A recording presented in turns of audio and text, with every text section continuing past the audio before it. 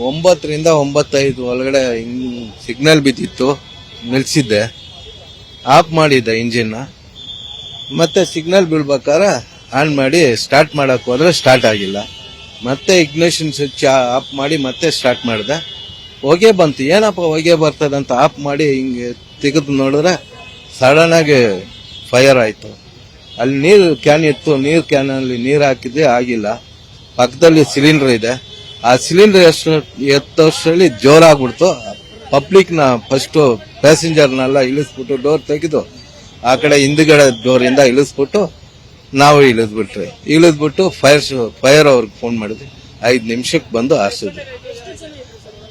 30ರಿಂದ 35 ಜನ ಒಳಗಡೆ ಇರ್ಬೋದು.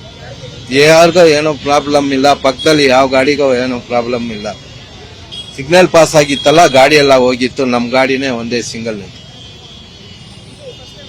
ಹೌದು ಮೇಡಮ್, ನನ್ 36 ವರ್ಷ ಸರ್ವಿಸ್ ಆಗಿದೆ, ಇದೆ ಫಸ್ಟ್ ಟೈಮ್ ಈ ತರ ಆಗಿದೆ. ಹಳೆ ಬಸ್ ಅಲ್ಲ ಮೇಡಮ್, ವರ್ಷ ಕಿಲೋಮೀಟರ್ ಆಗಿಲ್ಲ, ನಾರ್ಮಲ್ ಆಗಿ ಓಡೋ ಗಾಡಿನೇ. ಅದು ಅಷ್ಟು ಐಡಿಯಾ ಇಲ್ಲ ಮೇಡಮ್. ರಾಜ್ಕುಮಾರ್. ನ್ಯೂಸ್ ಫಸ್ಟ್, ನಿರ್ಭೀತಿಯಿಂದ ನಿಮ್ಮ ಪರವಾಗಿ.